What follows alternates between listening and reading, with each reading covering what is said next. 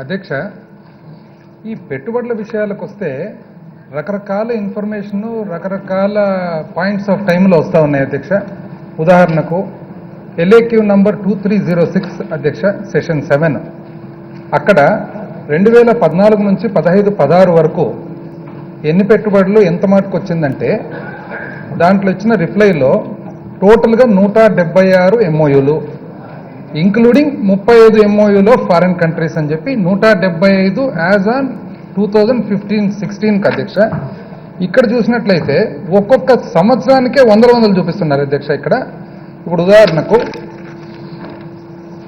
మన ఫైనాన్స్ ఆర్థిక శాఖ మంత్రివర్యులు ఇంతకుముందు మాట్లాడినప్పుడు during CIA summit Vizag 4,95,000 MoUs గాను 847 యూనిట్స్ గాను 455 ఆల్రెడీ క్రిస్టలైజ్ కుదుటపడ్డాయని అన్నారు అధ్యక్ష. 99,000 కోట్లని.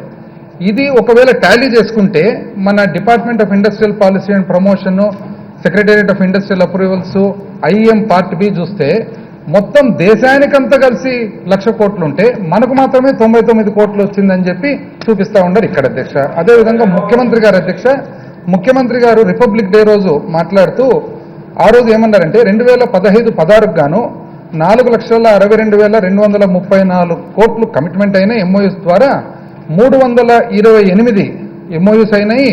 దాంట్లో ఎంఓయూస్ లో కన్వర్షన్ రేటు 48%, పెట్టుబడుల కన్వర్షన్ రేటు 42%.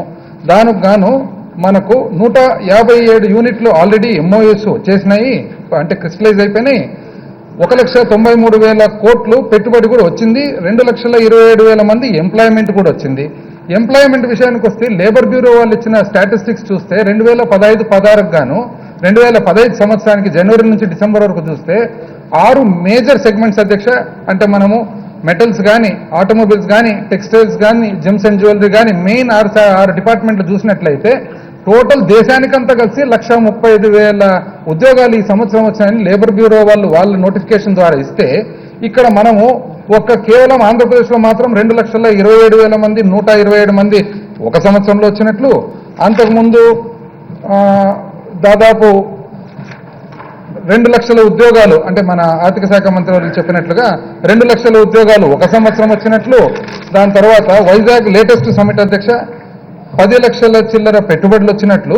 ఆ 10 లక్షల చిల్లర రాకముందే ఇంకా కొన్ని లక్షల పెట్టుబడి వచ్చేసినట్లు కూడా చెప్తా ఉంటారు. ఇది ఏది కూడా ఒకదానికి టాలీని కావడం లేదు అధ్యక్ష. పోనీ ఇది తప్ప, ఇంతకుముందు ఎల్ఏక్యూ 2306 తప్ప, లేదా రిపబ్లిక్ డే నాడు మరి ముఖ్యమంత్రి గారు మాట్లాడినది తప్ప, లేదా ఆర్థిక శాఖ మంత్రివర్యులు మరి సిఐఏ సమిట్ వైజాగ్ లో భాగంగా ప్రెస్ మీట్ లో చెప్పినది తప్ప, లేదా ఇప్పుడు ఇచ్చే సమాధానం తప్ప, ఇది ఏది రైటు ఏది తప్పు? అసలు ఈ విధంగా రిప్లైస్ వచ్చే పాట అయితే అధ్యక్ష ఇంకా ఎల్ఏక్యూ అండ్ ఇది ఎందుకు అధ్యక్ష? ఊరికే లక్షణంగా మనకు ఇష్టం వచ్చినట్లు 126, 132, 142 అంటే ఎవరైనా కానీ నమ్ముతారనమాట. అబ్బా ఇంత పర్ఫెక్ట్ గా చెప్పినారండి వీళ్ళు.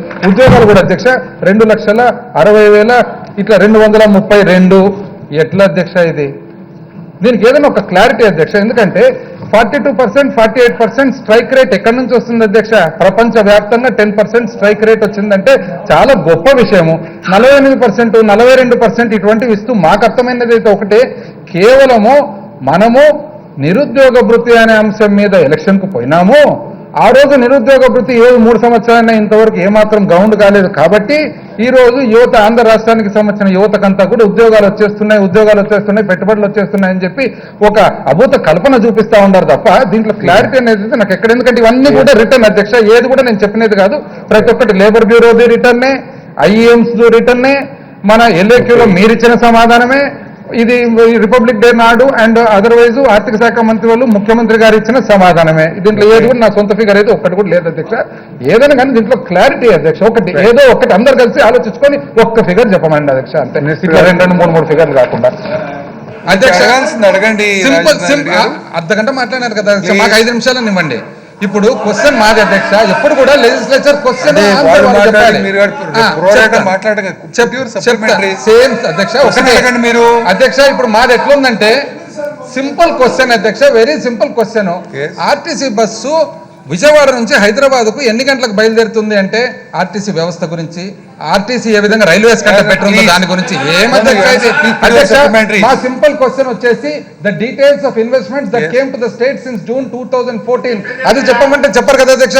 అది చెప్పకుండా ఏదేదో చెప్తారు. లాస్ట్ టైం ఇచ్చిన LAQకు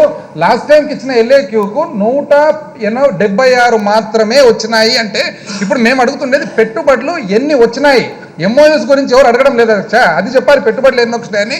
అది తప్పితే ఇప్పుడు ఏదేదో ఫోరంలో ఏదేదో అంటే ఇప్పుడు ఇంతకుముందు ఇదే ఆర్థిక శాఖ మంత్రివర్యులు ఏమని చెప్పినారు అధ్యక్ష, ఇంతకుముందు 847 యూనిట్లకు గాను 455 యూనిట్లు ఆల్రెడీ వచ్చినాయని అన్నారు అధ్యక్ష. ఈ LAQలో ఆన్సర్ చూస్తే 176 మాత్రమే యాజ్ ఆన్ 2015-16 అని అదే ముఖ్యమంత్రి గారు చెప్పినారు అధ్యక్ష. ఎప్పుడు అది కూడా చాలా very important occasion republic day రోజు మాట్లాడుతూ ఏమన్నారు అధ్యక్ష, ఆ రోజు 300 అంటే ఫర్ 2015-16 2015-16 గాను 328 MOUs గాను 157 MOUs ఆల్రెడీ క్రిస్టలైజ్ అయినాయి ఓన్లీ ఫర్ 2015-16 అని అంటున్నారు అధ్యక్ష. అదేవిధంగా అదే ముఖ్యమంత్రి గారు 2016-17 వైజాగ్ CAA సమ్మిట్ కాకుండా, వైజాగ్ పార్ట్నర్షిప్ సమ్మిట్ కాకుండా 5 లక్షల చిల్లర కోట్లు ఆ సంవత్సరానికి ఫైనాన్షియల్ ఇయర్కి వచ్చినాయి.